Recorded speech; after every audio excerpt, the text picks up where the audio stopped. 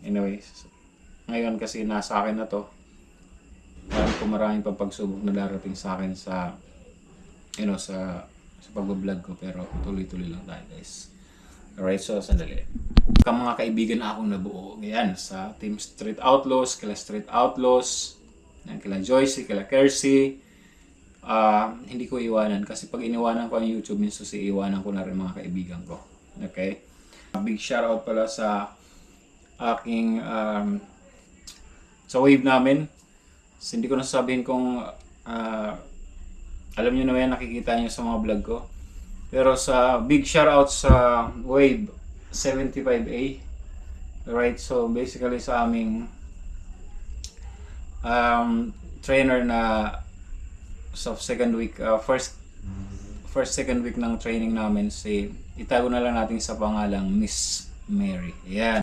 Meron talaga na meron naman ganun. Pero siguro sa industry namin siguro 10% lang meron ganun, right? Yun, guys, good evening. Alright, so yun. Yan, nandito na tayo sa bahay. So yan. Tutuloy-tuloy natin yung vlog na to. Tuloy-tuloy lang tayo mag-vlog, di ba? So first, gusto ko magpasalamat. Big shoutout pala sa aking sa wave namin. So, hindi ko nasasabihin kung alam nyo na yan, nakikita nyo sa mga vlog ko. Pero sa big shoutout sa wave 75A. Right, so basically sa aming trainer na sa second week, first second week ng training namin, itago na lang natin sa pangalang Miss Mary. Ayan. Big shoutout sa iyo. Right, so siyempre sa mga ka-wave mates ko yun, shoutout sa inyo, guys. So yun. Ginawa ko tong video na to kasi, guys, gusto ko lang mag-share something na sharing. Yan. Kasi before ako nag-apply dyan sa company ko ngayon, alam niyo na kung ano yung pang-company ko. Sa Sagility yun. Marami akong doubts sa mga nangyari sa akin. Although doubts na baka mali ako, or kasi paano ko explain? Kasi before, ang dami nangyari bago ako mag-apply, ang dami nangyari. Parang nagda-doubt ako sa sarili ko kung hindi ako nagda-doubt sa aking talino. Nagda-doubt ako sa aking sarili kung pagbibigyan ko ni God. Ang ano ko lang ay sabi ko, bahala na kung siguro ito yung magiging deciding point ng buhay ko. Kung may magaginawa mo na akong mali, makakarma ka, di ba? Mawawala ka.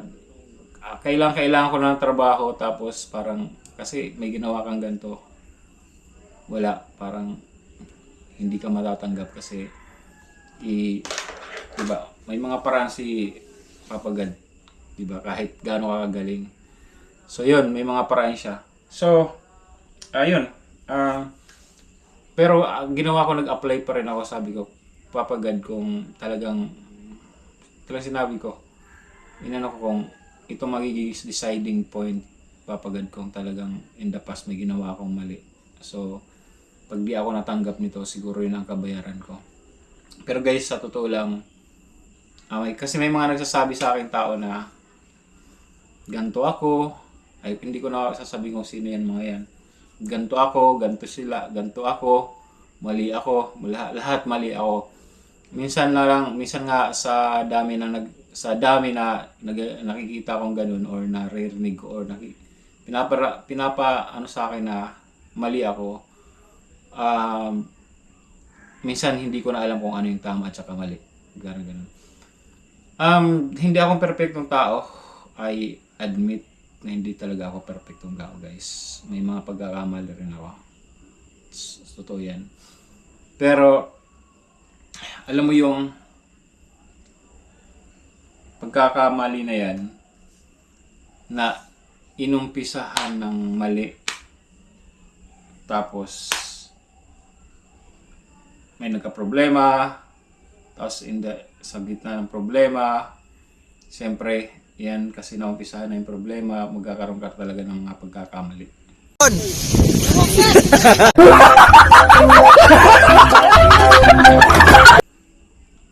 Kakamali. Pero, yeah, basta, again, sabi ko nga, hindi ako seryoso, perfectong tao.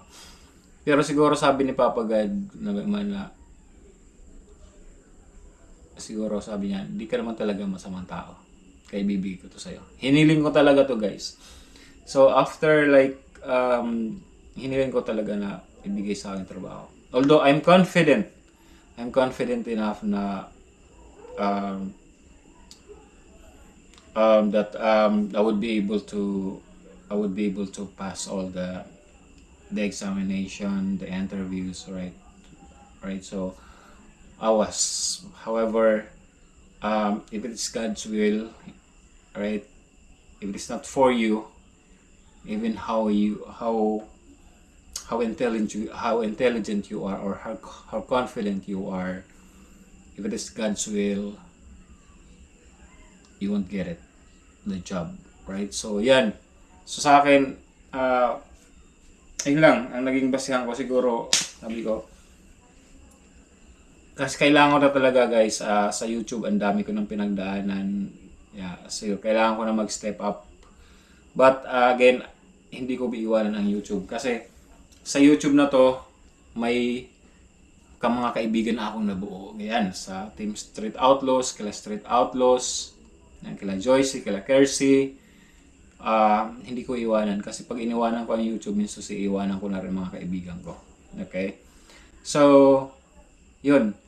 At maraming pasalamat kila Miss Mai. Lagi ko nang pinapasalamat yan sila Miss Mai, Santos, Eric Corpus, Team Kasanga, Good Samaritan, yan sila Ken, si Step, si Corica Katuba, sila Bidogs, si Kersey, again si Joyce, sinabi ko na kanina yata.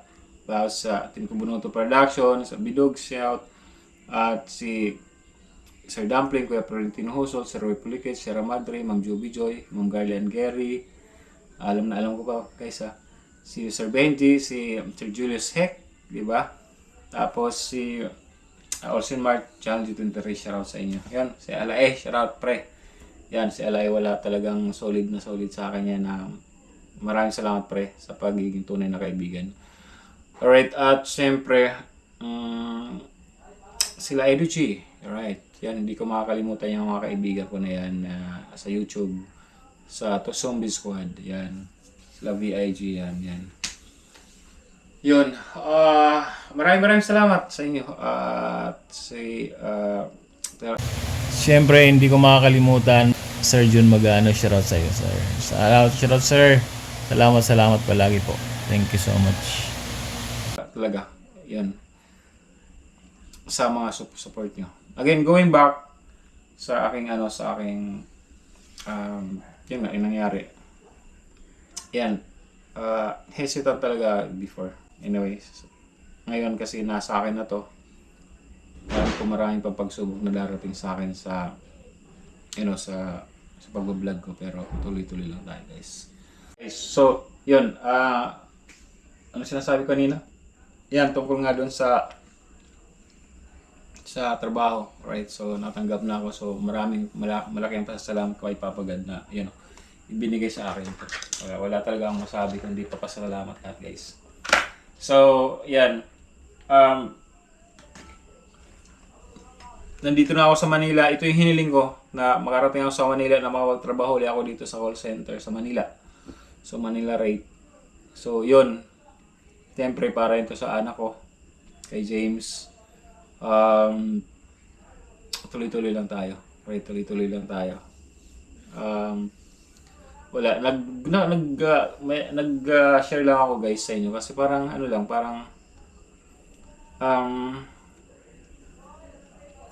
I just feel blessed, right, for the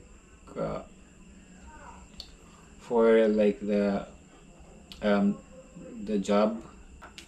I'm so blessed. I feel blessed na I have work again. right? So, yan, it's just all like praise to him, right, for giving me this job or this work, right? So, yeah, what else?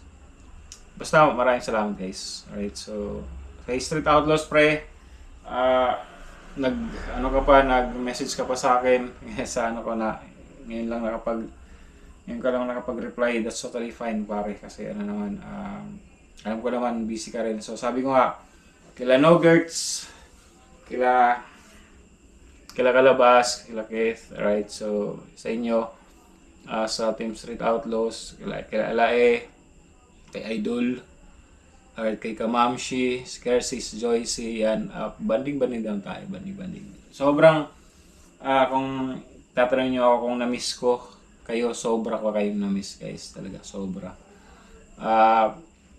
Yung puyatan natin, di ba, yun, na-miss ko talaga yan. Salamat, Street Outlaws pre. Busy talaga. You're a busy person, so,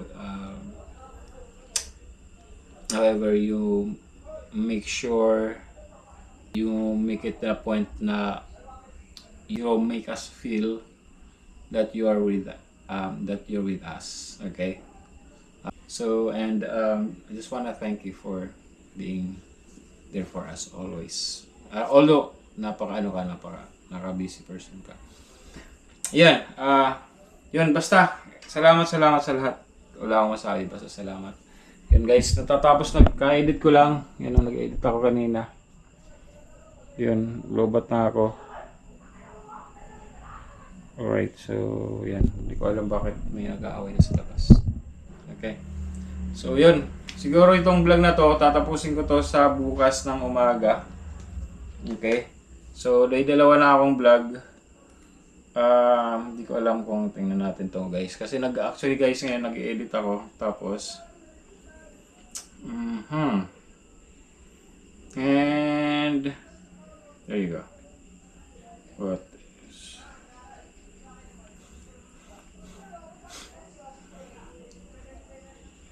yun? Tama ba to? Sayang lahat yan.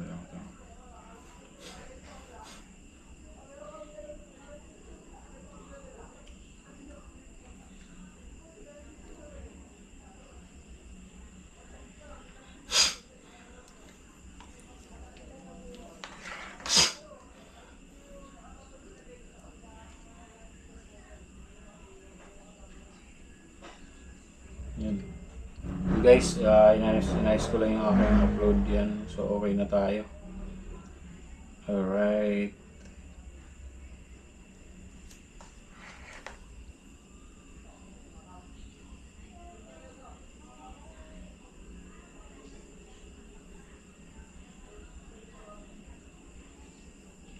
Parang mahina ang data lang guys. Pero okay lang. Ayan, okay na. Ayos na.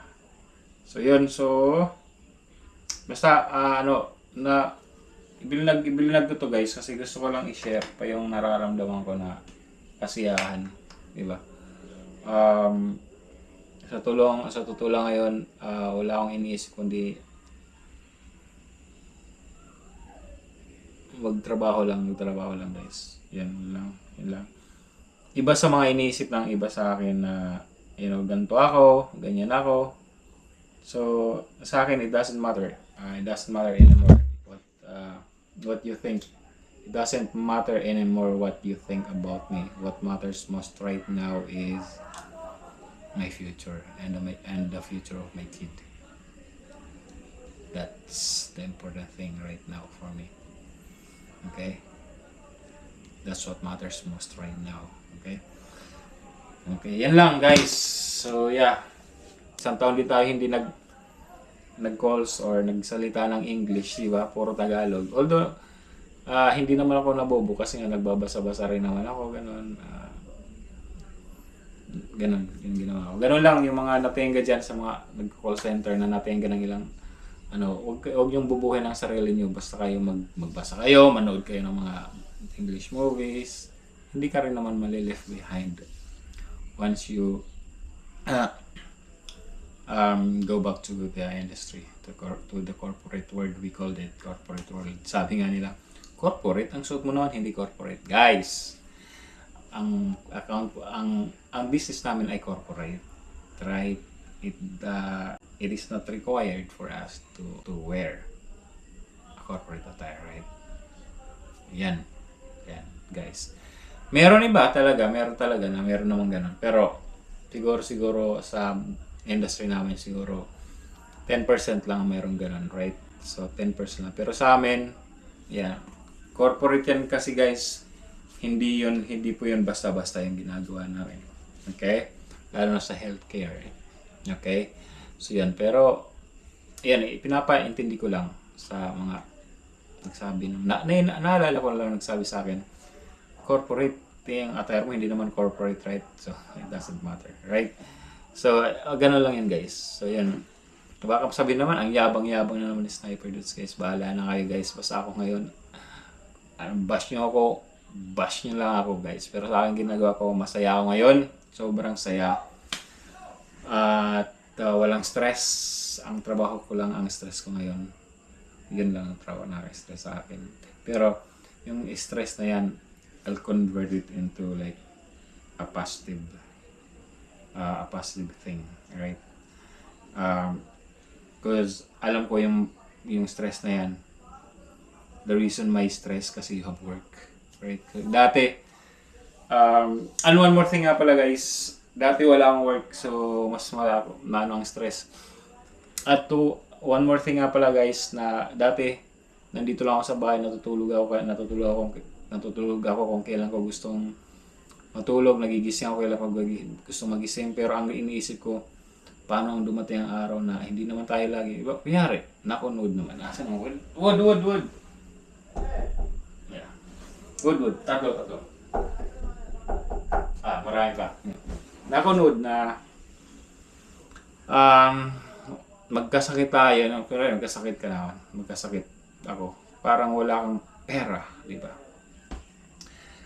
Pera na mabubunot, di ba? Ngayon, salamat talaga sa Sagility.